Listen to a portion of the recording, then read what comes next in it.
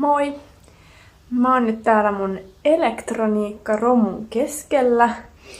Meille tuli taloyhtiöön pariksi päiväksi tollanen jätelava ja sit siinä yhteydessä myös toinen astia, mihin voi palauttaa sellaista elektroniikkaromua. Niin nyt oli hyvä tilaisuus käydä läpi, että mitä kaikkea oikein löytyy.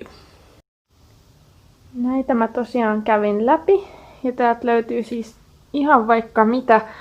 Huomaa, että puhelin on korvannut just tosi paljon asioita, esimerkiksi just kamerat ja herätyskellot ja muut. Täällä on siis mun vanhoja puhelimia.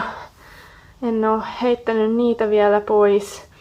Sitten on just valoherätyskelloa, paljon tällaisia piuhoja, vanhoja kuulokkeita ja lamppuja kanssa. Näitä ei ihan kaikkia voi kierrättää ihan sellaisenaan tonne elektroniikkaromuun. Et esimerkiksi nuo vanhat puhelimet voi sisältää jotain sellaisia tietoja, mitä mä en haluaisi niinku muiden nähtäville. Niin ne voi viedä sit erikseen semmoiseen tietoturvalliseen keräysastiaan, mitä niitäkin löytyy esimerkiksi kaupoista ja kierrätyskeskuksesta muun muassa.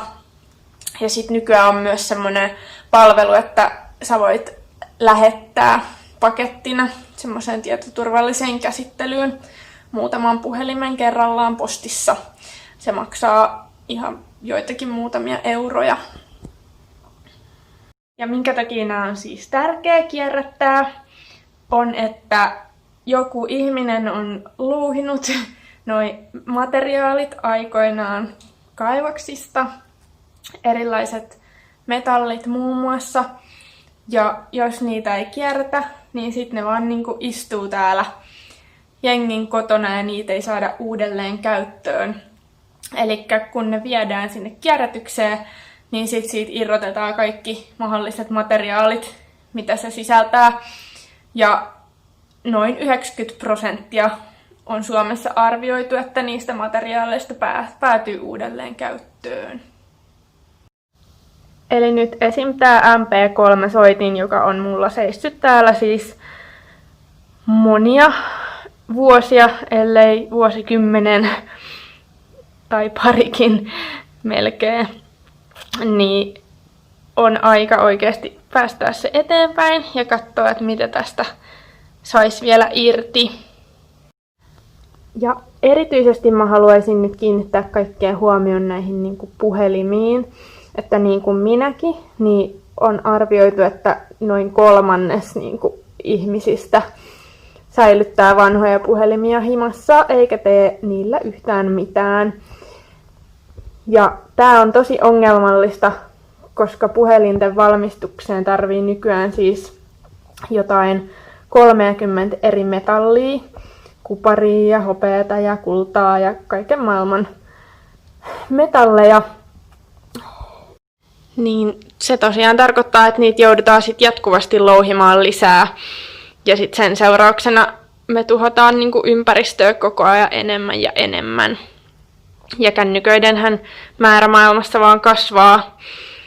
Elikkä nyt vaan hop hop äkkiä kännykkäkiertoon, jos sulla on semmonen siellä kotona jossain laatikon pohjalla.